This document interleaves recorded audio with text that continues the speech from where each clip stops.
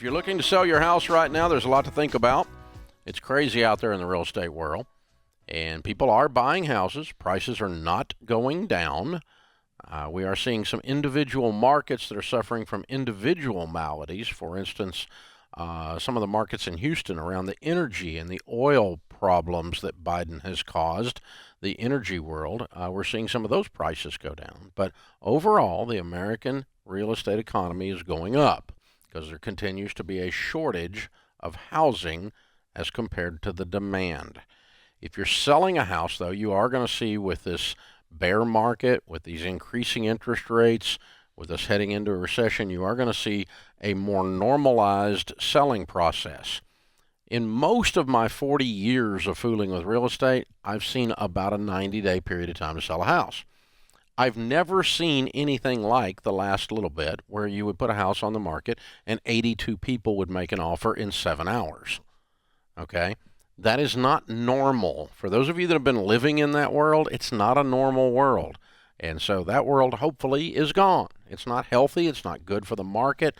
It's crazy. It's weird. So if you're going to sell a house, you need a good real estate agent now to walk you through the process and to work with the buyers that are in the market, and there are still buyers in the market, to get them into the house. It's not amateur hour out there right now. Yeah, let me ask you a question regarding this, because I think this is wise to unpack for folks. So we are going to see now moving back to normalcy is what I'm hearing you say on the amount of time to sell, but it doesn't mean that you need to panic and lower your price just because it's going to take longer. And that's why we want you with a pro who can go, hey, relax. Yeah. You didn't sell it in 5 days. Doesn't mean you need to drop it. Yeah, I mean, I talked to a guy on the air yesterday. He's had the house on the market for 2 weeks and then got an offer, and he's panicking.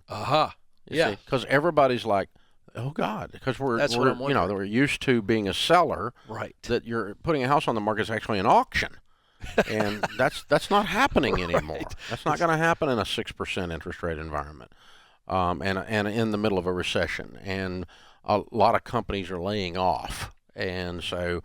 It's just not going to happen. But do we sell houses in that kind of a market? We have always.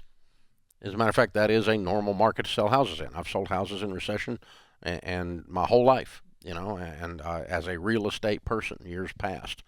And we sold them in 1982 in a 17% interest rate environment. And people were buying houses. Not as many as buy at 3, but it's not, And so, if you're going to put your house on the market, you need to get a really good agent.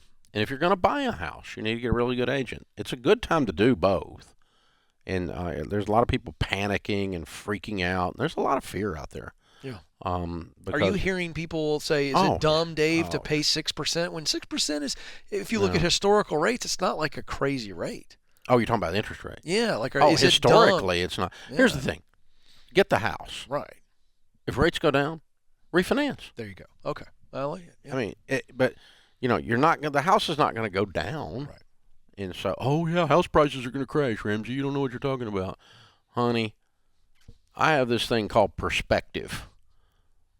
I've got a long view, and let me tell you, hope comes from having long ball.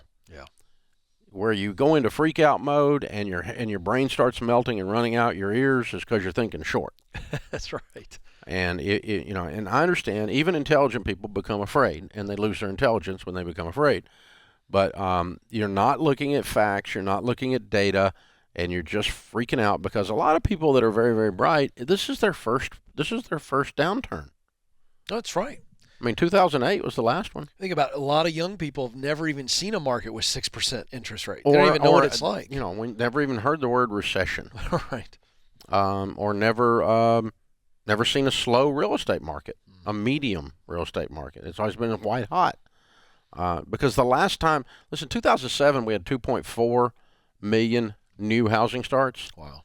This year we'll have 1.4. Yeah. We have a shortage of housing. Big time. And supply is just not there. So there's more buyers chasing fewer sellers still. That's correct. But just not at the auction level. I saw on the news today the CEO of Coldwell Banker said that if there were 5 to 6 million new homes built right now, that would get us at what he would say a normal level of supply. Exactly. So that's how when far there's behind that we much are. shortage, it's impossible Right. to deduce in a logical mind that has a long track record and is looking at data and is not working on feelings that the housing market's going to crash. Right. The guy's right. There's a 5 million shortfall of housing units. The number of houses on the market the last 3 years is 50% of the number of houses on the market in 2007, 8, and 9. Right. That's right. 50%. That's right. So just calm down. To get you a real estate agent, though, go to RamseySolutions.com, click on ELP, and get an agent to help you sell it that knows what they're doing. And here's an idea. Maybe an agent that has sold a bunch of houses, but maybe even an agent that has been in the market a while. Mm-hmm. So they have perspective. Because let me tell you, almost all fear comes from no perspective. Here's what I was thinking about. You're driving down the interstate. Today in Nashville, it's like 94 freaking degrees, right? It's hotter than snot out there. And it's also, we got our little humidity thing going, so you can cut it with a knife and put a block of humidity in the back of the car. It's unbelievable, right? So you're driving down the interstate, tire blows. You're changing your tire, sweating like a pig. Oh, yeah. And there's 18-wheelers blowing by you, about to kill you the whole time. Yeah, that's right. Thankful for the breeze, though. This is what's known as fear. Yeah. This is a bad day. Yeah. Horrible. My heart rate is up. I have a John Deloney call coming into his show for my mental illness that is developing while I'm changing the tire here on the side of the road. Yes. I'm being traumatized, right? This is real. All the things. I mean, can you think about how pissed off, angst-filled, anxiety-filled, fear-based you would be in the middle of that? You're physically threatened. You're hot.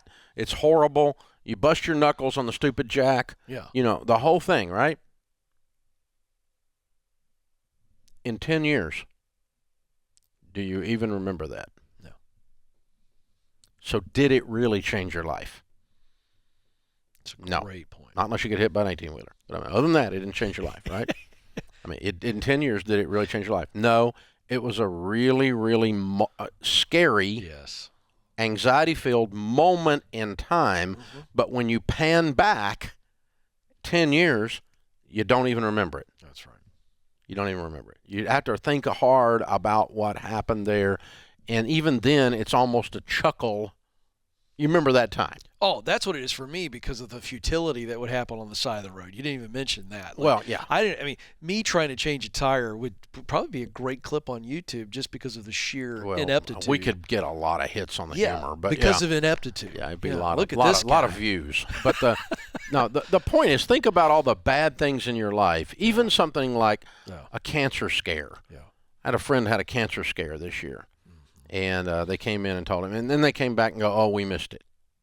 It's not there." Oh, well, that's why they call it practicing medicine. So it pissed me off, right? But anyway, but for about 2 or 3 weeks there, we were all holding our breath, praying with this guy, man. Right. And it was everything because it was front and center. Because fear is in the moment, hope is in the long ball. Yeah, that's right. You don't find hope in the moment very often. Most of the time, your hope comes in the long ball. Yeah. Well, perspective, long-term perspective. And if you'll back up a little bit from this and look at actual trends and data over 20 or 50 years in housing and interest rates, you cannot be so afraid. I know some of you are afraid. And some of you get real intellectual about your fear. But that doesn't make it not fear, and it doesn't make it right. You're just wrong. The data is real clear on this. We're going to do some more stuff on this. We're getting ready to announce a live stream. We're going to do a big deal on the real estate market and unpack some of the things like that for our audience to show you exactly what's going on with this real estate market in detail with charts and graphs and stuff. Yeah, we'll let you know about that a little bit later. This is The Ramsey Show.